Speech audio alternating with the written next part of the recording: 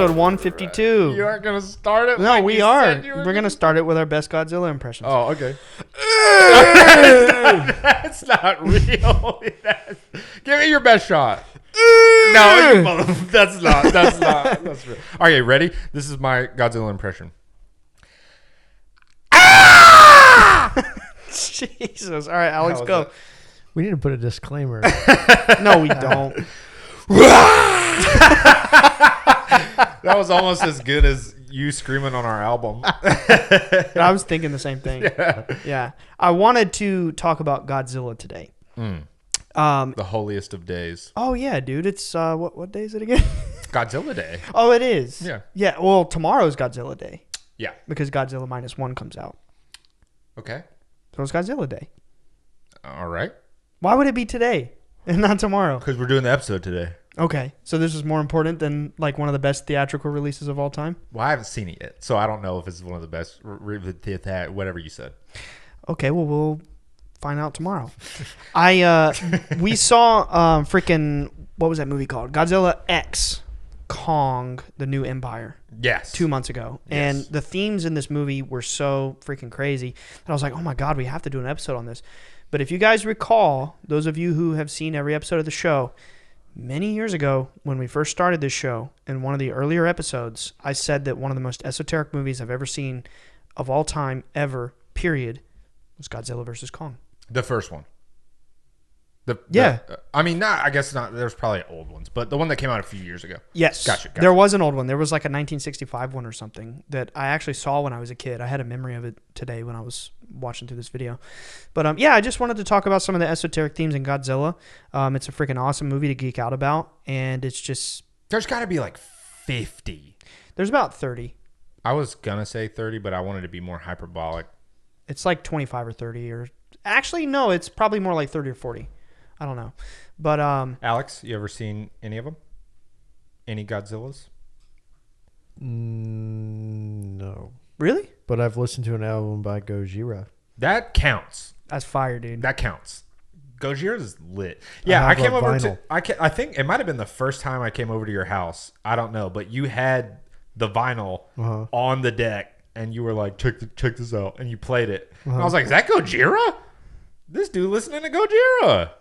I remember it was, I can't remember if it was Nathan, our friend. Shout out Nathan. Yeah, shout out Nathan. I can't remember if it was him or if it was his sister. I was in their car one time.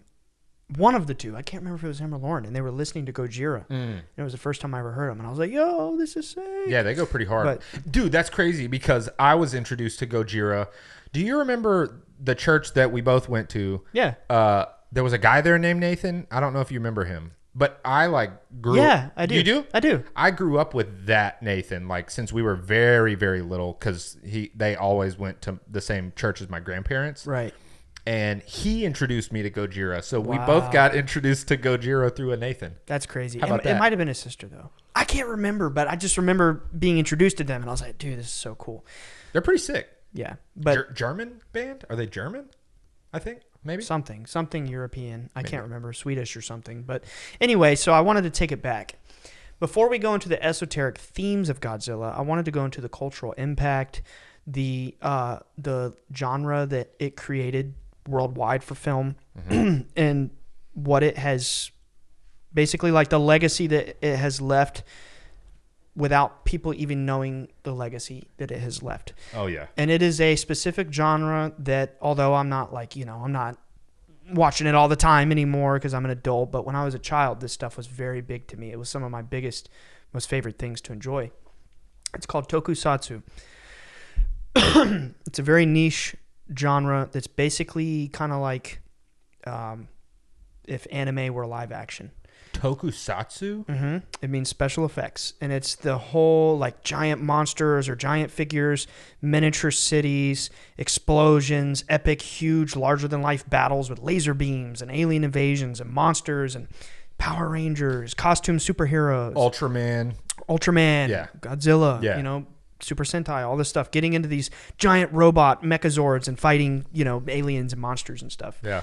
I just remember as early as I can remember being obsessed with Power Rangers. And to me, it was always like kind of iconic because it was created the same year that I was born. Power Rangers was 1993.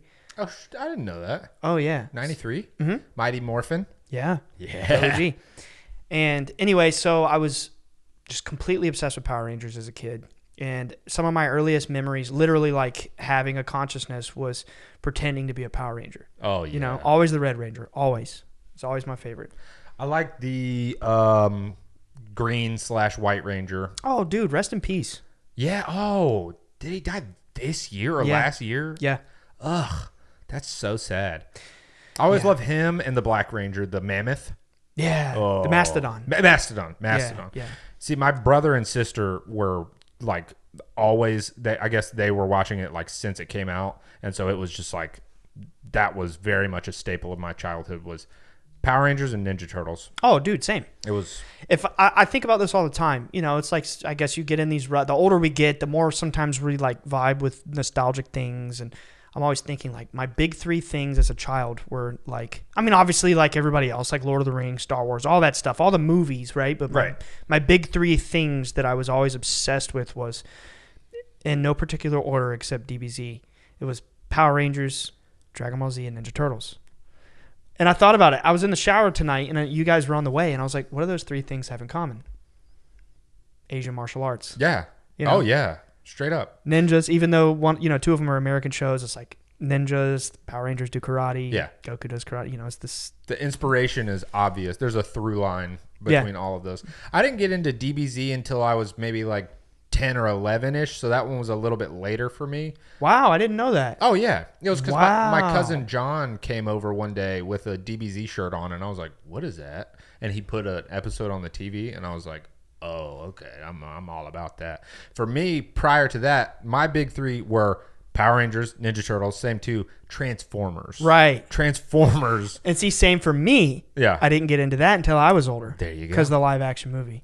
My uncle Bill was like a fan of the OG Transformers. He still to this day has Generation 1, before the show even came out. Wow. He has them, all of them in boxes. That's amazing. In my grandma's attic. I would love to see pictures of that. It's very cool. Dude, and that's dude, nuts. Transformers is one of those things, like I saw it on TV as a kid, like occasionally. I remember being in like elementary school, but it was never the kind of thing where like my parents were buying me the toys, the VHSs, you know what I mean? But like Power Rangers, Ninja Turtles, they were buying me the toys and buying me the movies, and you know, I was constantly watching them. And anyway, also, this is going to sound hilarious, but I've thought about this many, many times, and I think the reason that I am literally so obsessed with metal music as an adult, think about it, dude. Power Rangers? And DBZ. Oh, The American theme song. Yeah. The American theme song of DBZ and Power Rangers is literally metal. Oh, yeah, dude. Like, the earliest music I was ever exposed to was freaking rock hard. Dude, rock hard, bro. Dude, did you ever own the VHS tapes of Power Rangers? Like the OG 90s show? The show? No. Yes. I had like the what was it the called? Movie. The Ivan Ooze right. movie. I had that. That was not the movie. No, we just watched the show on TV all the time. Right. So when you had the VHS, they would have like commercials for the next episode or like behind the scenes. I'll have to show you a YouTube video, but it would play this like different metal kind of sounding song. You know, it was like had this different song than the theme song. I want to hear that. It's pretty cool, but I can't explain it. I'll just have to show you. But anyway, that was a cool little nostalgia trip for me, thinking about this episode and reminiscing on all this stuff and why it's so important and special to me. But anyway. When did you watch a Godzilla movie for the first time? Because it was not super young for me. 1998. Damn, you remember the year? Yeah, because it's when the first American one ever released. Oh, what? Yeah. It was just called Godzilla. That was when I was born. Epic. See, I was like 5 years old at that point. Yeah. But yeah, that's the first one I ever saw. And then Godzilla 2000.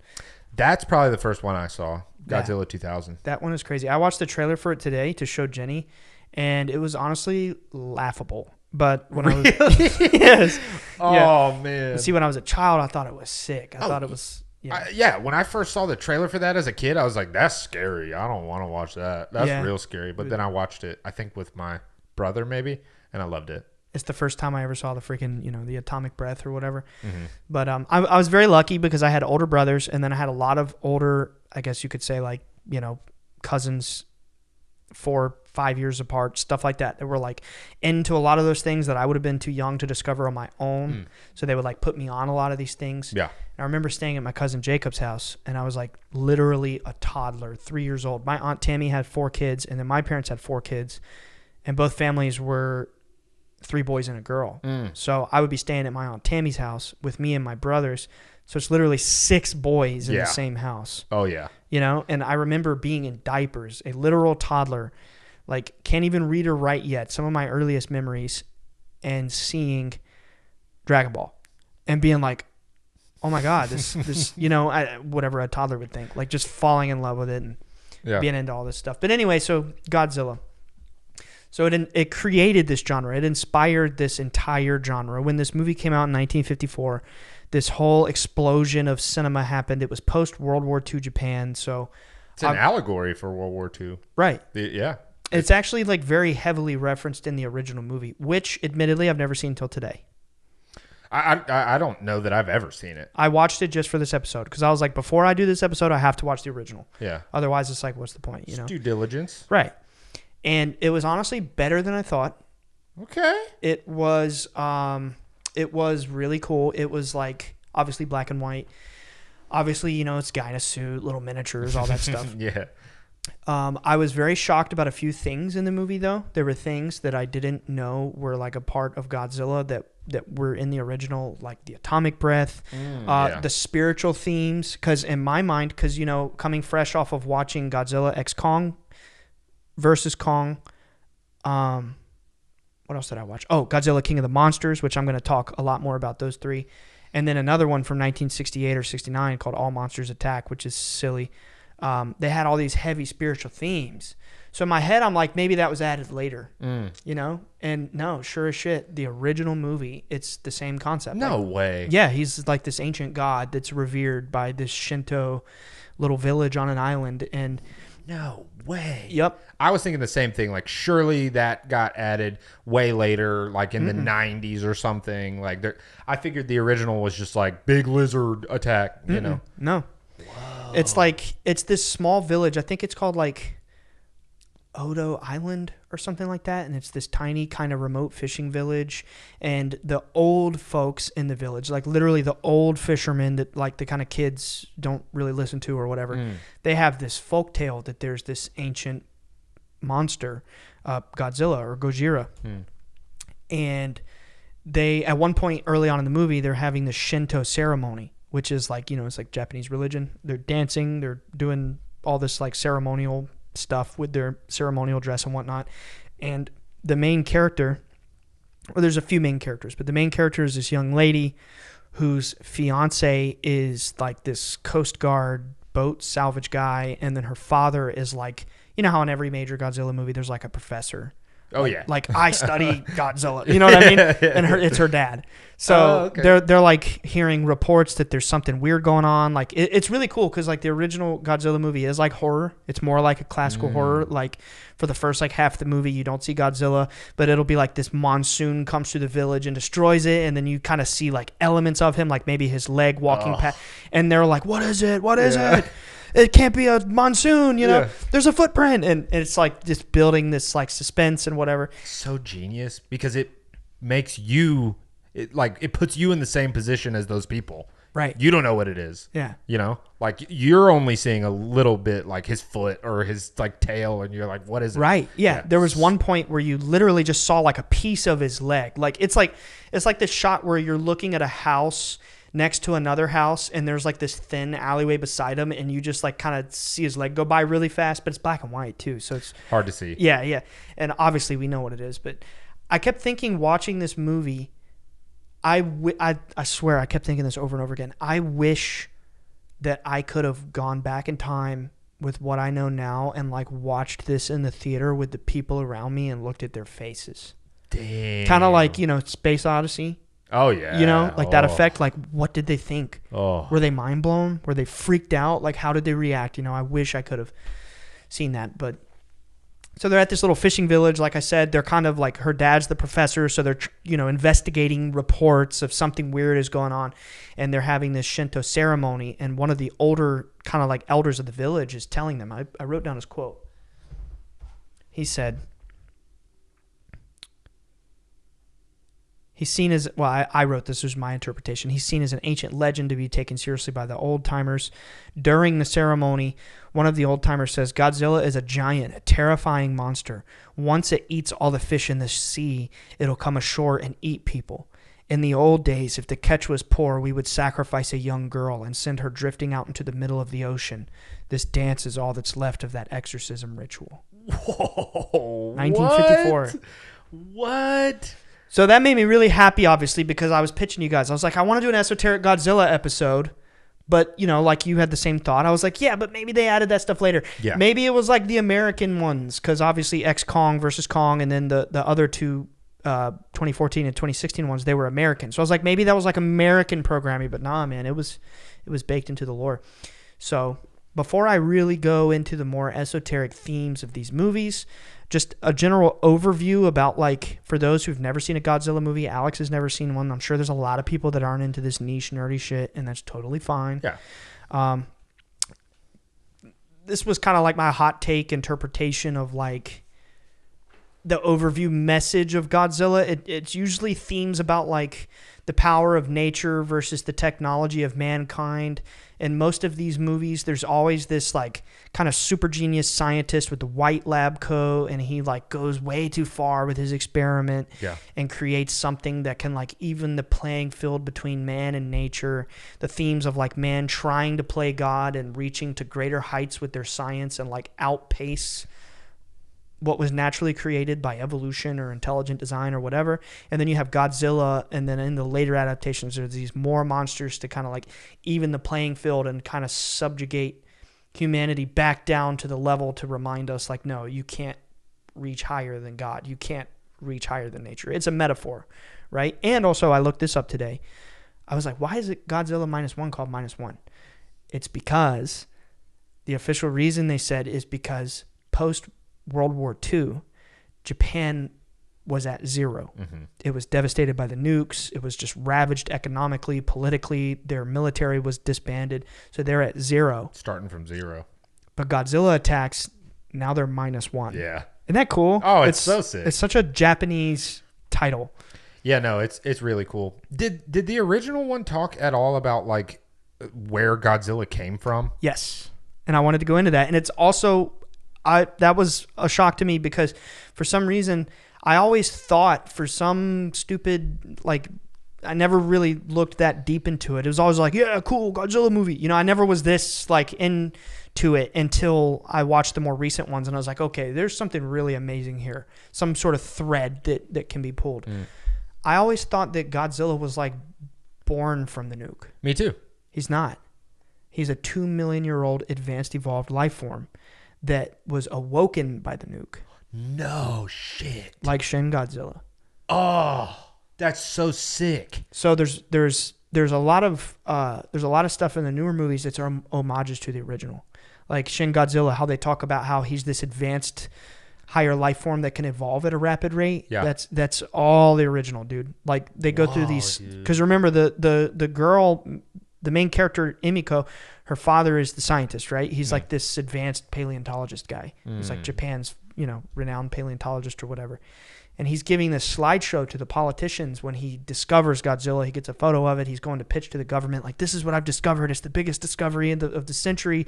It's a 2 million year old life form. He's like, we have a Geiger counter. We measured the radiation. And then I found a trilobite fossilized 2 million year old life form in his footprint, and then analyzed the sand that was on top of it. And both the trilobite and the sand come from strata deep beneath the earth that's carbon dated to be 2 million years old. So they're talking about... Did he come from inside the earth? Yeah. Oh my God. Which is that's in the newer movies too. There's the whole, like, hollow earth. Yep. Like he comes from inside the earth kind of thing. It doesn't say that. It doesn't say, like, hollow earth, but it's like they explicitly say that it's like there are sealed off deep sea caverns that are unknown to mankind that he dwelled in for millions of years. Which, like, most, or at least a lot of the kaiju that come from, like, Japanese movies and shows and stuff like that, often it's the same thing. They come from, like, either a hollow earth thing or, like, the deep caverns, right. That we've never explored. Or like, another dimension. Right. That kind of stuff. Yeah. And that's another point, too. Because I'm sure a lot of people like this genre without even knowing that they like this genre, like Pacific Rim. Oh, right? Yeah. Oh, they call them kaijus and everything. Mm-hmm. Well, kaiju movies or any sort of movie period that has ever existed in the history of film, which is only about 120 or 30 years, any movie ever that has some sort of like giant monster fighting with all of these over-the-top special effects and kaijus and yada yada yada, that all comes from Godzilla. That's known as tokusatsu, right? The genre is tokusatsu. We always say, "Oh, I love kaiju movies. I love this." It's tokusatsu. Oh yeah, it's inspired countless creators, like thousands and thousands. We did an episode about Evangelion. The guy who made Evangelion, which also is the same genre. Yes, it's like giant mechs fighting giant interdimensional monsters. Right. That guy made Shin Godzilla in 2016, which in a lot of ways was kind of a return to form for Godzilla. It was kind of from what I understand, it was like kind of a more underground Godzilla movie. Like, I don't think it even came to American theaters. No, it didn't. It was completely in Japanese, and it was for a long time hard to find even on streaming services. I highly recommend go find it. It is a weird iteration of It's Godzilla. Amazing. It was so good. It's amazing. I was actually shocked to discover this too. There's only like let me see, 1, 2, 3, 4, 5 American Godzilla movies ever. What? Every other one is Japanese and like niche to American audiences and never came to and American I guess theaters. Most of those are recent, yes. very recent. Yes. So then Godzilla 2000 came out, and then there must have been just a huge gap. Mm-hmm. No, Godzilla 2000 was Japanese though. It was? The 1998 one where it's like this mutated iguana with all these like little eggs all around the city. That's the first ever American one. And then I saw that one. What was it? Is it just called Godzilla? It's just called Godzilla, yeah. Yeah, I don't think I ever saw that one. And then in 2014 there was the American reboot, and it was like the next. Right. And then there's been like 4 of those. Yeah. Right. Which is mainly what I'm going to talk about today. But anyway, I forgot where I was going with that, but yeah. The genre is just, it's like I said, it's so niche. It's like a tiny little nerdy pocket of the world that most people don't know about, that I've always like been into, but didn't know there was like a definition to it. I mean, I kind of did, but like never really, in adult times, it's like anime is the thing, in that realm. It's like, One Piece and this and that and the other, but it's fun to look back at that old stuff. And then the other thing that I thought was really cool that doesn't necessarily have anything to do with Godzilla, but just the genre as a whole, what opened me up to understanding this was like a bigger picture here. I forgot to say this. Power Rangers was actually explicitly an American adaptation of a Japanese original 1960s counterpart, or 70s maybe, called Super Sentai. I did not know it was that old.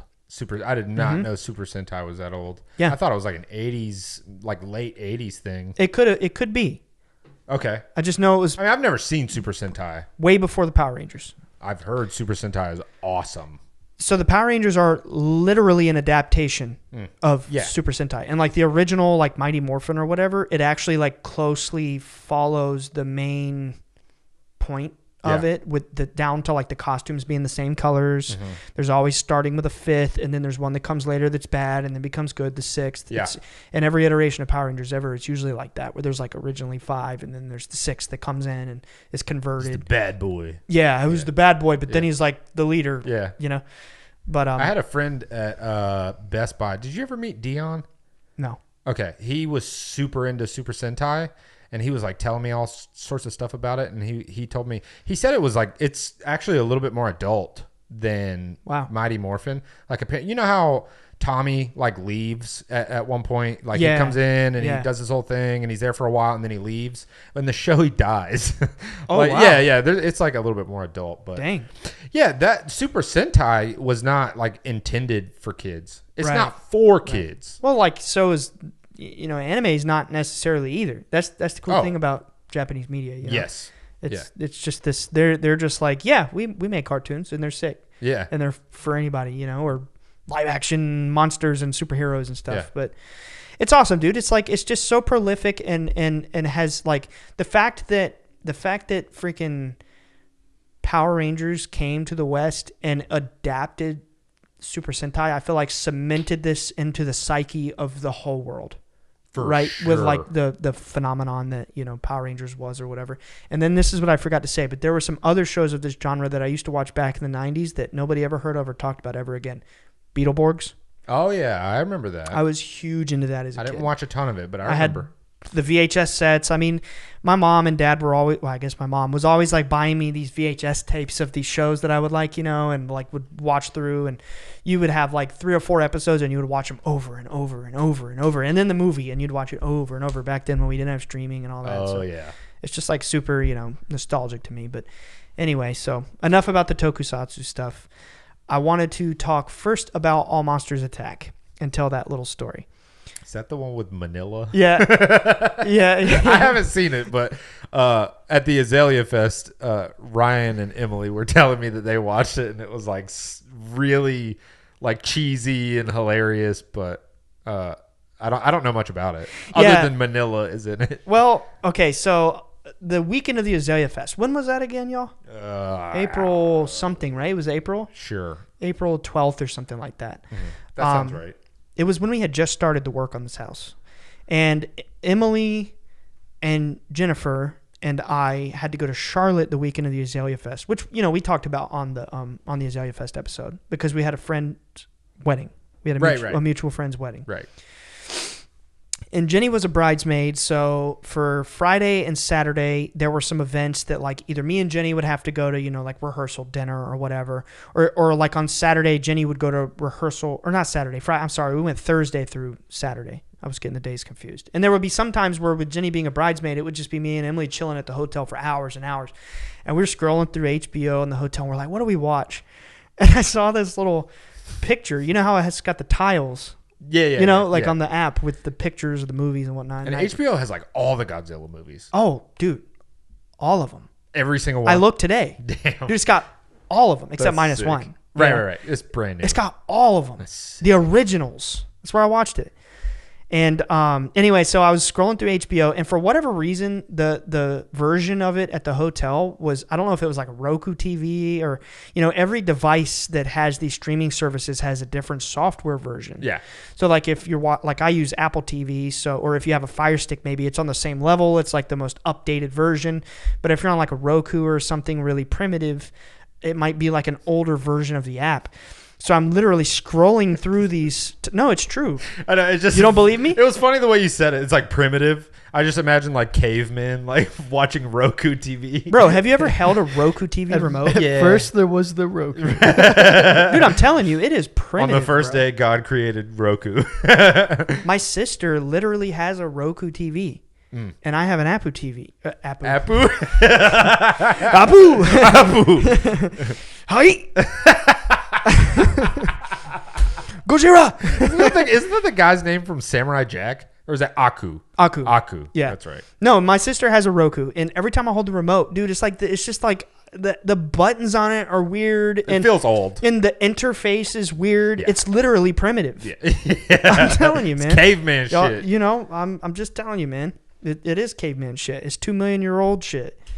And I'm in the hotel using the 2 million year old shit. And I'm looking at the tiles on the screen, and it doesn't have like descriptions like what you usually see on streaming service. It literally had the picture and the name of the movie, and it was like 30 tiles. And I'm scrolling through. I'm like, what are these freaking movies? I've never seen these pictures. I don't know what any of this is. And I see the picture of Manila. Alex, you have to look up Manila from that. It is so funny. You gotta, anybody listening right now, go look up Manila. Like type in like Godzilla character Manila, Minilla, and You looked it Did up? you see it? Dude, It's ridiculous, right? It's like some Land of the Lost shit. It's great. It's like some 1960s Godzilla shit. It's really It's good. like some Godzilla Manila shit. You know? Godzilla Manila. And I see that picture, and I look at my sister. I'm like, click, we're watching this. Oh, you're showing the camera? Yes, dude. That's Manila. I'm pretty sure he's like Godzilla's son, or he's, but there's also a Godzilla Jr. somewhere in the lore. Okay. And he goes through like, a lot of different renditions and evolutions. But anyway, so I see the picture of Manila, and I'm like, dude, I don't care what this is. We're watching this. And I click it, and the movie starts. And it literally says, it's called All Monsters Attack. It's rated G. It was like 63 or 4 minutes long. It's literally an hour. Yeah. And when it starts talking about Godzilla. And I was like, no way. We just literally randomly clicked the Godzilla movie. Oh, you didn't even know it was a Godzilla movie? No. That's the point. That's why it was so funny. Like I thought the picture was funny, and I clicked. Dude, All Monsters Attack. Like, right. Yeah. How am I supposed to know what that is? And I click it, and they start talking about Godzilla. I was like, what? And like in the opening sequence, it had like this little video of Godzilla, and I was like, no way. So we watch it, and it was profound. It's about this little boy. I can't remember his freaking name, and he's just this cute little boy. It's Manila. Oh, sorry, I'm banging on I gotta get used to that. He's wearing this little hat. Your typical little, like, he looks like Ness. Oh, yeah. With the little ball cap and the backpack, Striped shirt. Yeah, and he's like got the little schoolboy outfit, and he's going to school, and he's getting bullied, and he's kind of small, and they're like bullying him. His dad works too much. He's being raised by his mom, and they don't really make a lot of money, so he's like kind of poor and just eats rice all the time, and he's just kind of like in a crappy situation. Yeah. And he will take a nap, and he starts dreaming that he's on Monster Island. Which is where Godzilla lives. It reminded me of that Treasure Island story that you wrote. Oh, yeah. I forgot about that. He falls asleep, and he has this little nap that he's on Monster Island. Okay, and he has a nap about it. And he falls in a hole, and Manila saves him out of the hole and tosses him a rope down and pulls him up. And Manila talks. Oh, God. And he's like, basically like, I'll be your buddy kind of thing. Like, just like being friendly to him. And he's like, there's some really big, mean monsters here. And so he's like trying to tell him, there's this scary spider, and there's this scary monster, and this dragon, and this, and they're like hiding from the monsters. And by the way, Manila's like his size. Oh, no way. Dude, he's little child sized. Oh my God, that makes it even better. He speaks. And it's all in Japanese, right? Yeah. Dude, I need to watch this movie. Dude, so the fact that it's rated G is funny, and I'll get to that in a minute. So he's like, remember, this is all a dream. And Manila's walking him through Monster Island, and he's telling him about his hero Godzilla, and how he wishes he was big and strong like Godzilla, but there's a mean bully on the island named Gabara. He's like this bully. He looks kind of like a cross between like a lion and a dragon, sort of. I don't know how to describe it. And he's like, Gabara's mean. He always beats me up, and he shoots like lightning out of his horn or something. And freaking...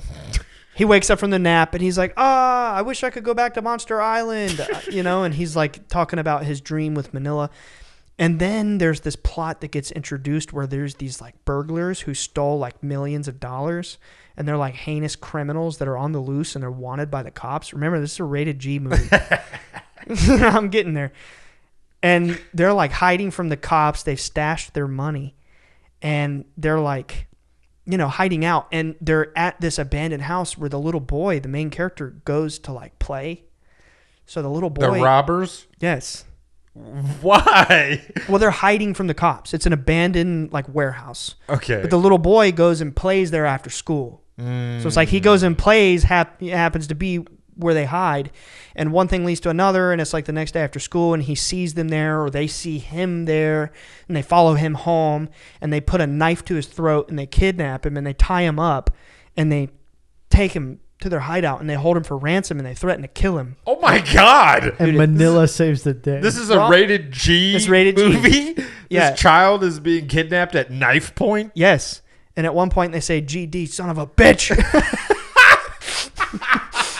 Rated G for gotta go with your parents present. Yes. Good one. Dude, it's literally dude, Japanese shit's hardcore, man. And so just to get to the end of it here. So moral of the story is he somehow falls asleep again. He goes back to Manila. Manila grows big like Godzilla. He goes and he grows higher. He fights Gabara. And then Godzilla comes in and like helps him whip Gabara's ass. Manila does like a strange little atomic breath thing. Remember I showed you he pats his belly and then he goes, oh yeah. I thought Manila did that. Manila does. Oh, okay. Yeah, okay, it's his atomic breath. Yeah. It's like Barney. Like he kind of looks like Barney a little bit. Or like Grimace. Yeah. Grimace. Yeah. Oh. And oh, dude, I have to watch this movie. so Manila in the dream teaches the little boy like how to stand up to bullies and outwit the robbers. So he does. So he outwits the robbers and he like outmaneuvers them, kind of like Home Alone. Like sets I was up just little, about to say, so this is like Home Alone with Godzilla. Yeah, it is. It's literally like both wrapped into one. And he doesn't like set up like elaborate traps, but it's like he outruns them and like covers a hole with paper and then one of them falls. It's like stuff like that. Like he tricks them and because Manila taught him to be brave. And it turns out that like everything that happened in his dream like came true in real life. So I wanted to go and it's kind of like prophetic dream. Yeah, like Wizard of Oz. Ah. Like everything that happened in the dream actually came true. And the funny thing is like when he's rescued by the police, at the end they're talking to him and the little boy is talking about Manila, he saved me. I was on Monster Island in Manila and my friend Godzilla, they taught me to be brave. And dude, the end of the movie, they start to say, he is a higher power. No way. They start to say Manila's a higher power from beyond. This is not a real movie. It's a real movie, bro. Oh my god. By the way, Manila Mini-Zilla. Yeah. It's like this is a 60s movie. Uh-huh. He's a higher power. It's a higher power. They literally say it. They say he's a higher power. He's like some angelic being from from the dream realm. Yeah, he entered his dream and he taught him how to stand up to bullies and saved his life. And that was kind of crazy because I'd already been thinking about wanting to do this episode. Did he enter his dream or did the boy enter Monster Island? Good question. Because you said everything happened in the real life, right? So did Manila really win in real life? Well, the boy won in real life. Manila won in the dream. Oh, okay. I'm following. But they were like entangled. Like Manila beat the big bad bully monster, and then the little boy survived. Manila is the boy. The boy is the higher power. I was about to say it's like a parallel universe thing. Yeah, right. Where like Manila is the little boy. Yeah. Imagine getting access to a higher universe and you're Manila.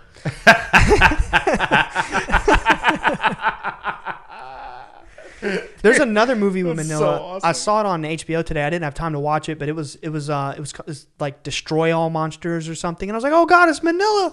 I was showing Jenny, but anyway, I just thought that was so hilarious because it was really kind of a synchronicity that we stumbled onto this movie when I had already been saying to you guys for like weeks at this point that I wanted to do a Godzilla episode. Yeah, and after we watched the Kong one, right. Yeah. I was like, dude, we got to do an episode, but I haven't had time to. It's so funny that they were like, he's a higher power. That's the like the main takeaway. Like that's the moral. That's like the end of the movie. Oh my God. The adults, like the authorities are like, he's a higher power. These older Godzilla movies can get real cheesy. Yeah. Real cheesy real quick. I know y'all have seen the gif of Godzilla like sliding on his tail, like the attack where he's like sliding on his tail. Have you seen his dance? No. Manila did the dance with him. You haven't seen the Godzilla dance? No. Dude, you got to see it right now. Oh, It's great, man. I'll show you a gif. Oh, God. Hold on, dude. Everybody, look this up right now. Godzilla. Wait, is it from this movie that you're talking about? I think it was introduced in like the 60s or the 70s. Look. Oh, that's just a guy in a suit. That's it. The head is like flopping around and shit. Oh my God. Yeah. Godzilla does a dance. Oh, God, that's so good. It's his when he has victory in battle. It's just funny to think like as awesome like as Godzilla is now, like, and as amazing as it is now, it's like the biggest cultural phenomenon, like that, like seeing where it came from, like the goofiest shit. Well, the original was like I said, like the 1954. It was like a horror movie. Right? Yeah. It was actually like, wow. Like I imagine this would have been terrifying if I was watching this in 1954. Think about how funny that is. That the trajectory of Godzilla went from to Manila. yeah, like it's insane. It's crazy. It's like it's like if I don't know, It or something became like a children's TV show, and he was like being all silly. Yeah, and he doesn't eat the kids, but he like feeds them. You know, yeah, the opposite. He feeds them. Yeah. It's a good one, dude. That could be a cool episode too. I just saw today they just announced a prequel show. Yeah. With the Skarsgård guy. Right. Yeah. I'm going to watch it. Pretty cool. I can't wait to watch that. I've not seen the newer It movies. I'm too scared. They are phenomenal and they are actually scary. Yeah, I'm too scared of that. They're on my list of like up there horror films. They're both really good? Oh, yeah. Cool. Yes. Excellent. Nice. Excellent. Granted, I haven't read the book. But anyway. Oh, I haven't either, dude. It's like 1,000 pages long. It's literally. It's like a freaking encyclopedia. Have you seen it? Yes. It's massive. I've started it before when I was in the 6th grade, and I don't think I had the attention span to commit. It's huge. You know, but I'm sure it's great. Yeah. Also, why did I start that in the 6th grade? Yeah, good point. I didn't even hear about it until much later. I don't know. But dude, that's so awesome. Yeah, so he's a higher power. So clearly, so he's a higher power. It's evident that since the inception of Godzilla, there was always this theme, and that was a question that I have been tackling in my mind. Like, is it something that was added later, or was it originally there? Which, you know, we determined it was, and that brings up another good point that we have talked about before on episode 19, super esoteric anime, and the point being that I believe, like, just in general in Japanese media, there's this. When I say media, I mean like movies, shows, comic books, video shows, games, and, yeah, video games, anime, whatever. I feel like there's this higher connection with the spiritual. Like, there's not as much of like a wall between, you know, these spiritual concepts and entertainment and action and all that stuff, and it's very cool. So the modern movies. Now we're going to get to one of the literally most esoteric movies I've ever seen in my life. And then, now granted, having said that, in the beginning of Bledsoe Said So, I cannot remember what episode, but it was one of the very original episodes, saying that Godzilla versus Kong was one of the most esoteric movies I've ever seen. Then, just like a month or two ago, I watched Godzilla X Kong, and it doubled it. Yeah, it was like beginning to end, like so occult, like the whole time, blatant. They were not hiding it. They were not subtle about it in the slightest. It was in your face, very occult. It was just like not even subliminal at all.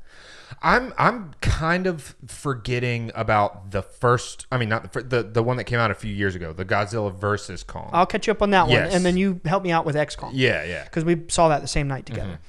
And again, I just want you guys to understand that right now we are recording Friday, May 31st. Tomorrow, -1 hit streaming. We have not seen it yet. It came out 6 months ago.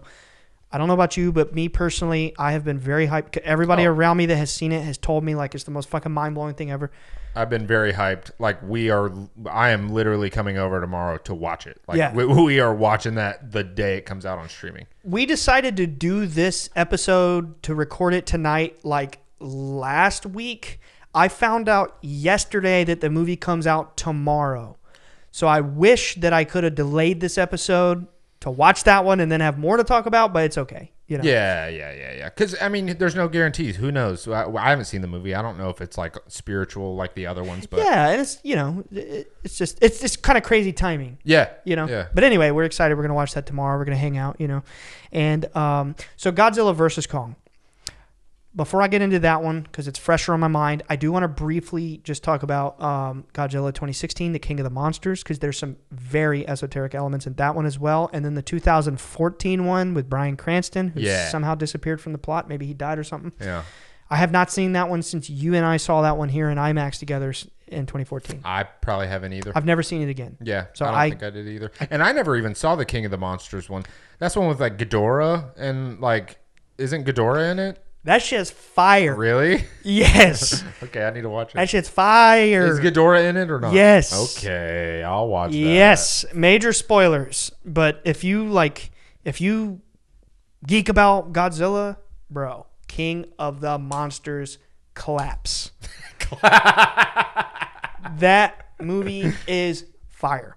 So I didn't think it was going to be that good because I saw Versus and X before I saw that one. You know, I didn't think it would be, on that level. Holy shit, dude. So the movie starts. He's like trapped in ice or something like that. I can't remember. He's been dormant for a while. And it's like, again, I haven't seen the 2014 movie in literally 10 years. So I can't remember why it picks up at this point and how the one before left off. But there's some characters that overlapped. I can't remember which one was here and blah, blah, blah. I just know how they carry over into the next two. So we start off with like, we find out that, the actor who is Millie Bobby Brown, she's in The King of the Monsters and then the Versus one. She's the girl whose dad goes to be like the head of Monarch, which is like this, it's like this intelligence agency that's like deep underground, kind of like Black Ops research that, controls the monsters, right? Yeah. And you find out her mom is like this scientist that works for them, and they're like kind of split up because their son died in the first movie. I just can't remember which character was their son, but it's just like very clear that they're like traumatized by it. So they split up, and the girl is like kept from her dad. He went off the deep end. And she's living with her mom, and her mom has created this device that can like control frequencies and like mix. It can like analyze the monsters. It's obviously worth mentioning for those who have never seen these movies that like the difference between this and like the original Godzilla is like in this established world, there's like tons of monsters, and Godzilla is not like evil. He's not like the destroyer of humanity, but he's the protector. That's something we forgot to mention. In the original rendition, he's this evil, horrific monster, and we totally washed over this too, but he's a metaphor about the atomic devastation of post-World War II Japan. Yeah, and how Japan was completely caught off guard and devastated and like complete reset. Like right. But in the newer renditions of Godzilla, he's the protector of humanity. He's the king of the monsters, and he keeps nature in balance. Mm-hmm. So like when the other monsters come and attack and try to devastate humanity, Godzilla protects. Whoops on them. Right. So they get this device and they can like analyze all these other monsters and like match their frequency and then create like an alpha signal to like command it and control it, right? And they like, it's this like kind of experimental like taboo technology. She nails it, uses it on Mothra, awakens Mothra, which is important because Mothra is like a god in Godzilla. And we'll get to that for one of the next movies. So long story short, you find out that they had secretly been mapping all these monsters, and they have one called Monster Zero. So skipping forward, they go and they awaken all these freaking monsters that have been dormant for millions of years with this device, and they kind of like reign over Earth like thousands of these kaiju, like siege the entire planet, and it basically brings like a calamity, and mankind is going extinct. Like literally, it's being extinct in the movie. And what I wanted to hit on in this movie is that you find out that Ghidorah is also the king of the monsters, but he actually is an alien, which I never knew. But that's how he is in the original as well. He's an alien life form from another world that landed, and he like comes from another place. So his like biology and evolution is different. So like he terraforms the world to like be equivalent to his evolution. Damn. And like if he takes control, it turns the world into like basically a nuclear wasteland. Jeez. In the way that like he evolves. He's so sick. He's a 3-headed dragon. Oh, dude, so cool. He's so sick. And the thing that I wanted to hit at specifically was that when Ghidorah finally awakens and he's like raining terror over the world, I think he's in Brazil at this point, and there's a shot in the movie where his 3 heads are up in the sky, and the frame has him in front of a cross. I'll show you, dude. You gotta see it. That's so sick, dude. Turn the symbolism up. There's so much symbolism in these movies. It's the whole like nature, like it's like a god of nature type thing. Look. Like, wow. Literally. Look, that is so cool. They literally have him in front of a cross. And they're like, at this point, he's like, I think Godzilla had just, cool little flashback here. At this point in the movie, Godzilla had been basically killed with an oxygen bomb, which is how they killed him in the original movie. Oh, damn. They kill him with an oxygen bomb. He dies in the first one? Yeah. Damn. And then he comes back in Godzilla 2, which came out in 1955, called Godzilla Raids Again. And it's another life form that evolves into Godzilla. So it's like a second Godzilla. And then eventually he dies. Which is kind of cool because it's like nature, like it's like a reincarnation. Like Shin Godzilla, remember? Exactly. Like he can evolve. Remember the final shot in the movie was like it closes up on his tail and there were like thousands of little ones that were, remember they freeze him to defeat him? But there were all these little spores that were about to spread over humanity. Dude, that's crazy. He's like an avatar. He's like an avatar for a spirit that's somewhere else and it like has to manifest in Earth. Like, you know what I mean? Yeah. Like when one dies, another one takes its place type thing. Yeah. Every time he dies, he always comes back, whether it's Godzilla Jr. evolves into him or whatever. Manila. Yeah, or Manila. Come on, man. My homie Manila. He's cool, man. He really is cool if you give him a chance. Give him a chance. So that's the main point of King of the Monsters is you find out that like they just have the symbolism and they go on this whole talk. There's this plot to like eradicate humanity, to let the Titans, the monsters, whatever you want to call them, to reign and bring about a forced cataclysm in order to bring out a new order. So right here in the movie, they're giving you this religious symbolism, and it was kind of subtle. And then they're talking about basically a new world order, right? So we got this whole Illuminati thing. Then in Godzilla vs. Kong, they literally are like, no, it's the Illuminati. Yeah. Don't they say it? Yes. In the movie, explicitly say it. I watched it again just a few weeks ago. Oh, you did? Yes. Oh, nice. For this episode. Nice. The main character is like a podcaster. Yeah. Kind of like us. Yeah. And he's like underground. He's like anonymous on a message board, and he's putting out his podcast. It's like, I think it's like Titan Truther or something like that. Yeah. And he's like, it's always this trope that I love in movies, that the crazy conspiracy theorist is always right. He's right. Yeah. He's made fun of always, but always right. He's the one that actually has the info. They're usually kooky, off kilter. Cabin in the Woods. Never saw that. It's a horror movie. Right. But it's a really good one. It's a satire of the genre. There's a character who literally looks, dresses, and acts like Shaggy from Scooby-Doo. It's obviously a satire. That's cool. He smokes weed the whole time. Hell yeah. Which that's the joke, right? Because we're suspicious always that Shaggy smokes. Oh, he does. And in the movie Cabin in the Woods, this character is super scared of everything, just like Shaggy. Yeah. He always gets super high. And then he has these crazy high thoughts. And the funny thing is, you as the viewer can see a higher perspective. His crazy high thoughts are always right. That's awesome. So he's like the crazy, kind of like Pineapple Express. Yeah. Remember how they were like, oh my God, what if they're like tracking our phones? Or just smash it. Yeah. And they were tracking their phones. The whole way through, they were right about everything. Everything. Yeah. All their high paranoia was real. Yeah. That's in Cabin in the Woods too. That's awesome. And then the movie 2012. The disaster calamity film, which is like, oh my God, the world's going to end for some reason in 2012. Yeah. There's this like crazy conspiracy theorist guy with a RV and like these satellites, and he's like tracking shit, and no one believes him. And then in the end of the movie, the calamity happens, and he's like, I was right. It always happens. I never saw that either. Yeah, it's not worth your time. So the main character of Godzilla versus Kong is like that. Lo and behold, he's right. Yep. And he's like spouting off all these like conspiracies. And I'm telling you, dude, whoever made these movies was like, give it to him. Give it to him. Give him the truth. And like they talk about like the fluoride in the water, making people docile, and how the Nazis would use it on Jews in the concentration camp as an experiment. Yep. The secret underground base where they're, spoiler alert, they're building Mechagodzilla. Right. Is sub-level 33. Oh, I forgot that. He has the symbol on his jacket, which is reminiscent of our sigil, might I add. It might also be intentional, and it's like the triangle with the eye in the middle. Yeah. He has that on his jacket, the Illuminati symbol, and he literally is talking about them. He calls them the Illuminati.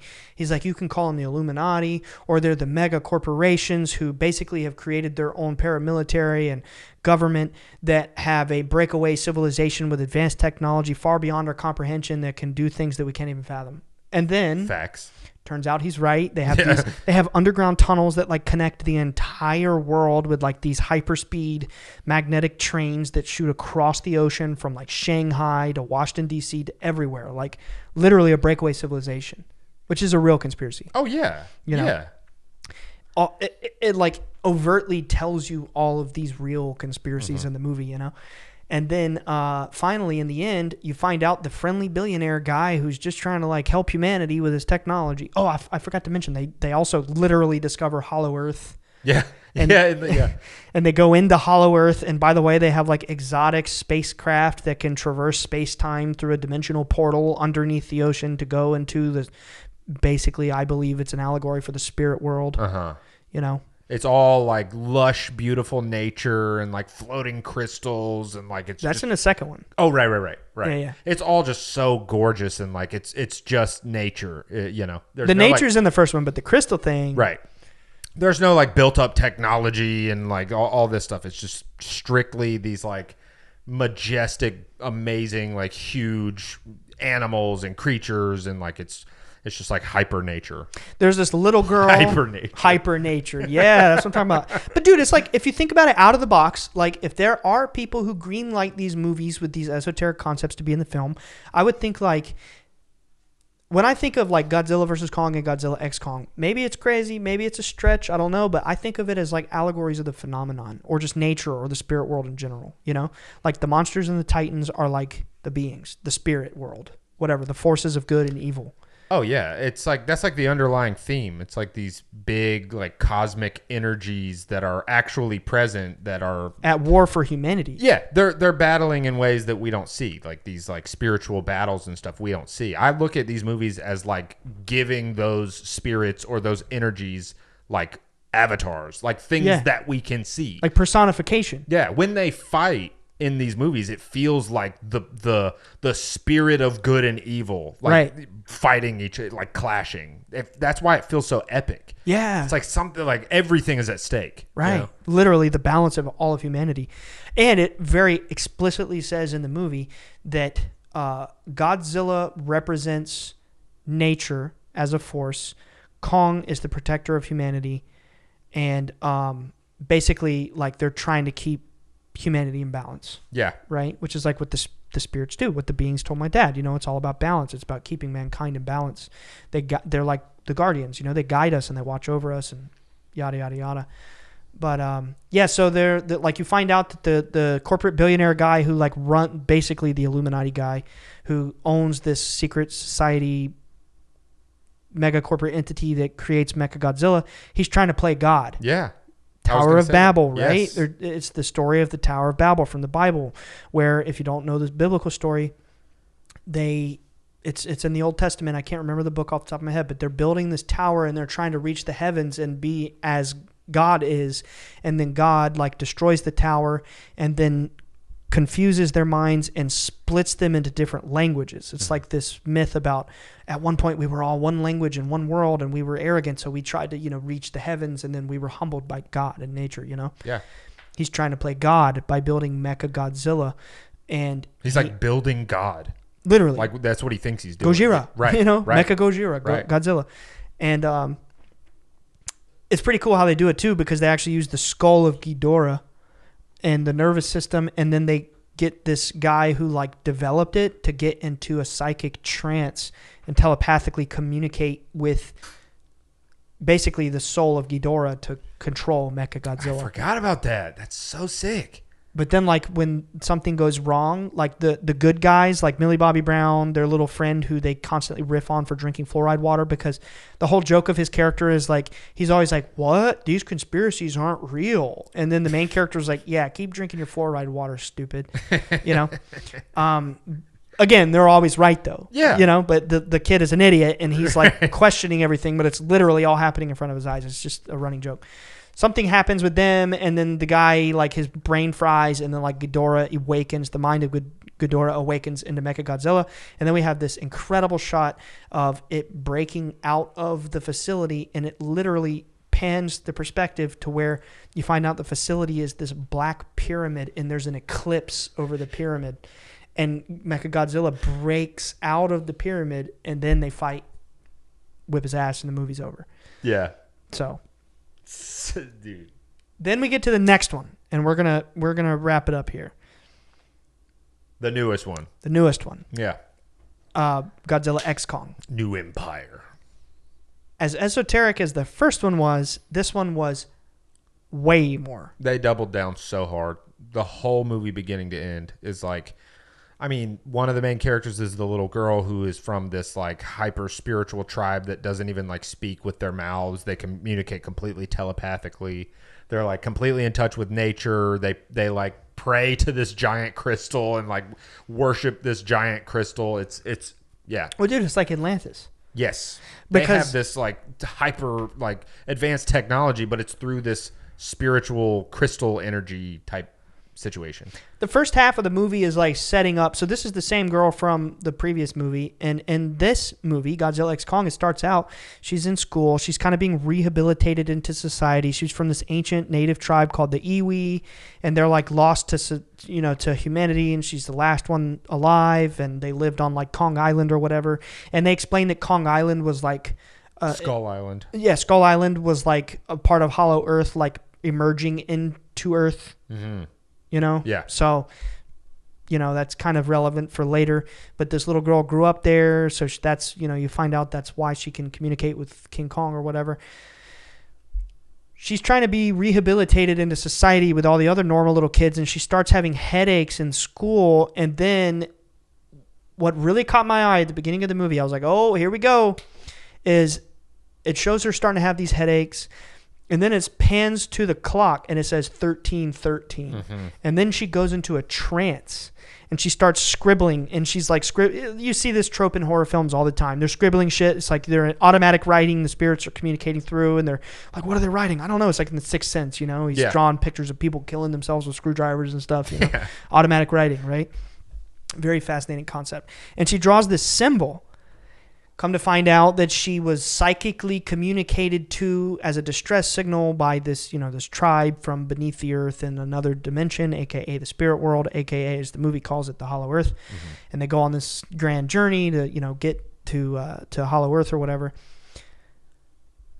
It's basically like the whole point of this movie was, I feel like, setting you up for the big Atlantis conspiracy. Oh yeah. Right? Like, half of the movie is this like Indiana Jones adventure where they're walking through these ancient temples and they're pushing rocks and then a booby trap comes out, mm-hmm. or like, you know, some mechanism opens and it's like, you know, you start to see these crazy crystals that are glowing. And then next thing you know, they start talking about, I always thought that the pyramids were built using anti-gravitation technology, yep. You know?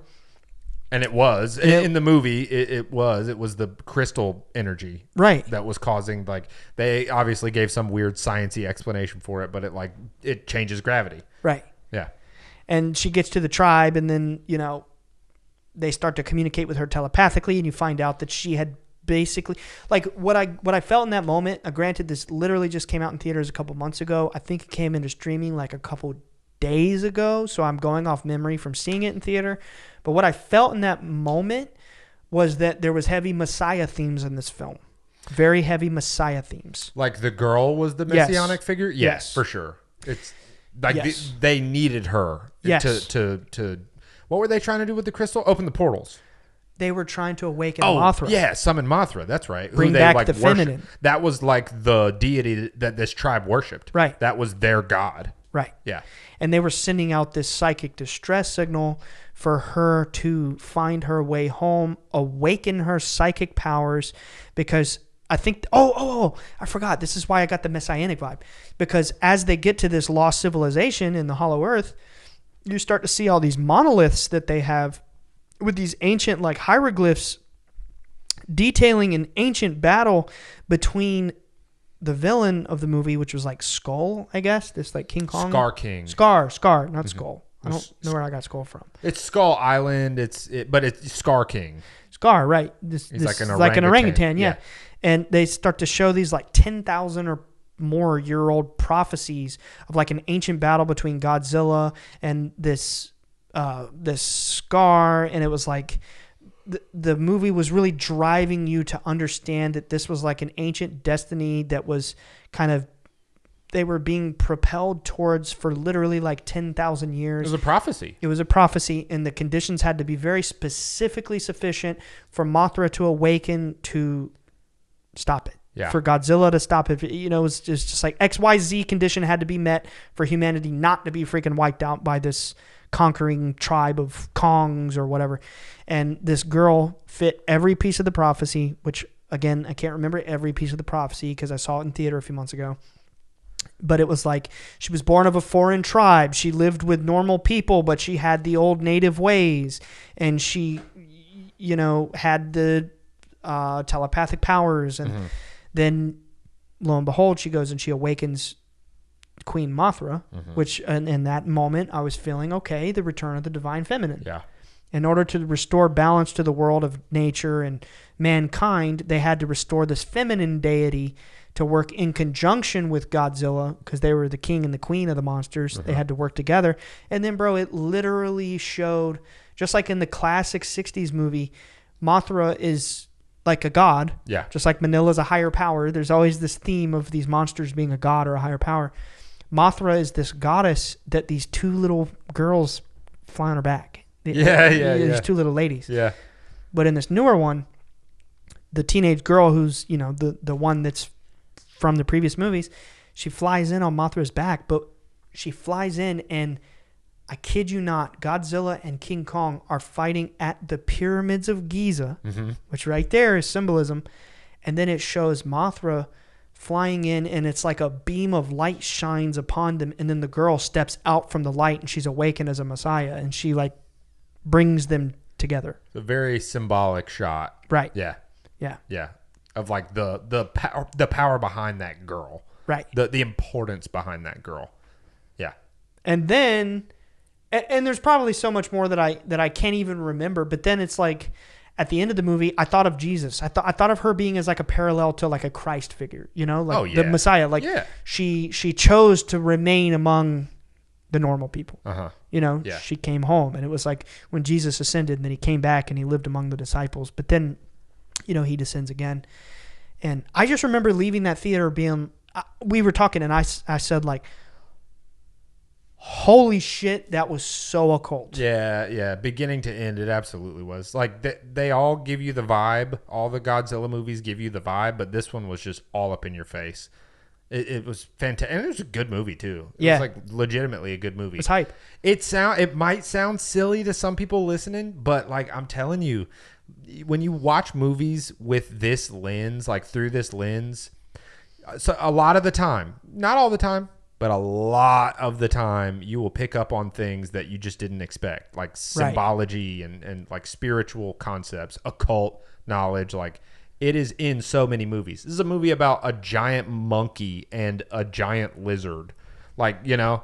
But in reality, it's crazy that even the very first Godzilla was like this ancient spiritual, like this ancient deity that this like spiritual tribe in Japan like worshipped and made sacrifices to. Like, yeah, it's just cool to know that it's always been a thing in this series, and they're still doing it to this day. So like, yeah, it might sound silly, like monkey movie, like lizard movie, but no, watch movies through a different lens. Even movies that you've already seen before, rewatch them.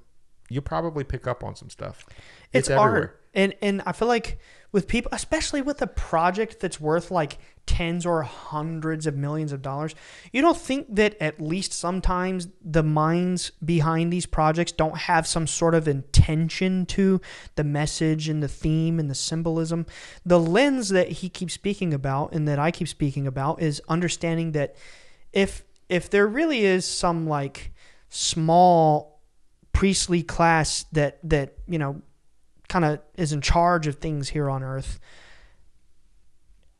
they would have some sort of motive or reason to have this symbolism in their art or in their media. I don't know why. I can't tell you why. I can only interpret, but it's like what Manly P. Hall said. Manly P. Hall is one of the greatest ever scholars of esotericism. He was so efficient at like interpreting the mysteries that he was, before he died of a mysterious death, he was initiated as an honorary 33rd degree Freemason. He was never even a Freemason. Wow. He just wrote books about him and wrote books about all these ancient occult mysteries. And, you know, he was initiated. And then he mysteriously died and his Masonic books were missing from his library. People speculate maybe he was killed. But some people say maybe his maid did it. I don't know. But anyway, this is one of the best quotes I've ever read in my whole life. It's from Manly P. Hall. Symbolism is the language of the mysteries. By symbols, men have ever sought to communicate to each other those thoughts which transcend the limitations of language. I believe that if you look at these films or anime or comic books or whatever, popular media you enjoy, and you do understand, if you open your mind outside of the box and you look at it through the lens of, is there some sort of interwoven thread of esoteric symbolism deep beneath the first layer of the movie, which is monkey and lizard fight. Right. The second level is, what are the spiritual themes and symbols present? What do these things represent? Right. Yeah. Like, you're seeing it, but what does it mean? There's something there. Yeah, there absolutely is. There's something there. And I think often it's intentional, and I think just as often it comes through unintentionally through like divine inspiration. Yeah. Because like, I believe that art is like a spirit. Like, I think it's a source out there somewhere. A muse. And it gets like downloaded to us with, it for whatever reason, it comes through you. And then you might not even notice it while it's happening, but afterwards you look at it and you're like, wait a minute, this means something. This means something. And there are themes that resonate for whatever reason. I believe it's because we know the truth we subconsciously know the truth of spirit. These themes resonate with humanity for some reason. This like triumph of good over evil and collective consciousness, even like some themes. Ascension. Yeah. Even though it's usually depicted as a messianic figure, it's the story that we can ascend to this, divine level. Yes. It resonates with us. I feel like even the like agnostic and the atheist and like these themes still resonate. Superheroes. Oh, absolutely. At its core, even though it's not like they're gods, it's like it's the premise that we inherently resonate with some higher force fighting benevolently for the protection of mankind. Yeah. There's a force. Spider-Man, he's swinging around the city. But really, maybe on a deeper level, it's symbolic that there's some higher power that's protecting us and is upholding justice, peace, fighting for what's right. I mean, Spider-Man, like, blatantly. Or Superman, or whatever. He's like burdened. Like, his literal, like, tagline is, with great power comes great responsibility. He was bestowed this, like, this incredible power, and he is compelled, he doesn't even know why, he is compelled to do good with it and defend people. And like, I think it's divine inspiration. Like, these themes find their way into art because our spirit knows that they are important. These themes are important and they need to be like propagated. I think it's both too. Yes. I think it's what you're saying, where it's like people are, picking up on these themes, like the artist. Right. And then I think there's another layer, which is like, okay, you guys are really going on about the fluoride in the water and the Illuminati and the mega corporations having breakaway civilization and running the world and trying to play God and blah, blah, blah, blah, blah. Yeah. Like, they're putting that in there on purpose. Yeah, for sure. Why? Yeah. Because they want to initiate people. They want people to know. Like, not everybody explicitly knows this information. And so if they're like, oh, if I package it into a pretty movie that's cool and people go see it because they want to see big monsters punch each other, and then I teach them a little something subconsciously, right? That's, valuable to their soul, win-win. Yeah. Yeah, I think it happens often both ways. But it's awesome. Let's do another Godzilla impression. Okay, you first. You gonna go, Alex? No, I was gonna say that I aced my first one, so I'm not going again. Right. I can't top that. Okay, I'm actually gonna do an impression of Manila.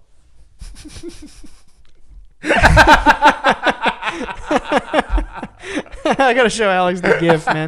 That shit's funny, dude. Yeah, that's awesome. Well, that's all I got. I hope you guys enjoyed this episode. It's been a while since we've done like a more of like a esoteric pop culture one, and I was just really itching to dive in with my latest obsession. I feel like I got that off my belt. I feel like I've been on a pilgrimage of Godzilla movies in the last couple months. And then tomorrow we're gonna put the cream on the cake, baby. Okay. You don't put cream on cake? Icing usually. Isn't it cream? Maybe. Mine usually rises to the top. Okay. That's what? Cream always rises to the top. If you ain't creaming your cake, then you get the fuck out. All right. Bye, guys. Thank you so much for watching. If you want to see more, check out our other videos. And before you go, don't forget to subscribe. See you next week. Peace.